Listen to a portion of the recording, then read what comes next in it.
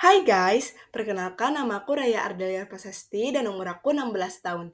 Jadi hari ini aku akan membahas tentang pengelolaan keuangan. Kenapa sih pengelolaan keuangan itu penting banget? Karena kalau kita nggak bisa kelola uang, kita nggak bakal sukses guys. Dan sebelum aku kasih tips-tips dan cara mengelola uang, aku akan menceritakan sebuah berita yang pernah viral pada masanya, yaitu kampung miliarder yang ada di Tuban. Jadi ceritanya, para warga yang ada di kampung ini, mereka tuh punya tanah, dan tanah itu dibeli oleh Pertamina. Dan mereka menjadi miliarder dadakan, guys. Tapi sayangnya mereka nggak bisa kelola uang, dan akhirnya mereka beli-beli barang mewah berupa mobil yang bahkan mereka sendiri nggak bisa kendarain. Dan akhirnya, 3 tahun kemudian, mereka jatuh miskin lagi. Ya karena mereka nggak bisa kelola uang. Terus gimana sih cara menghindari hal-hal kayak gitu? Yang pertama, aku akan membahas tentang perencanaan keuangan.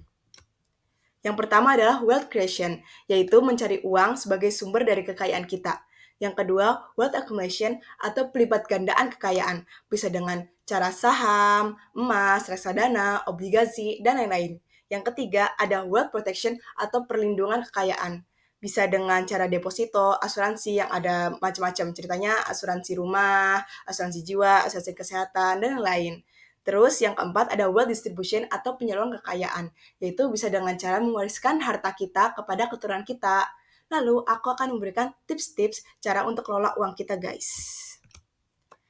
Yang pertama ada budgeting atau catat uang yang masuk dan keluar dan dahulukan kebutuhan yang lebih penting. Jadi kayak kita dahulukan kebutuhan yang lebih penting dan melupakan keinginan kita. Ya bukan melupakan sih, tapi kayak dahulukan kebutuhan kita guys.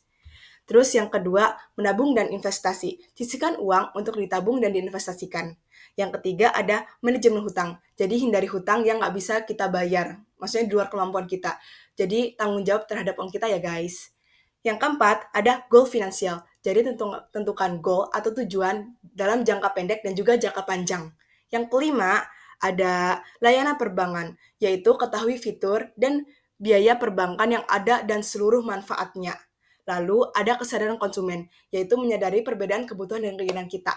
Lalu yang ketujuh ada pajak, yaitu kenali beberapa pajak sederhana dan manfaat dari pajak. Dan yang terakhir ada manajemen risiko, yaitu lindungi harta guys. Bisa dengan cara asuransi rumah, asuransi jiwa, dan asuransi kesehatan.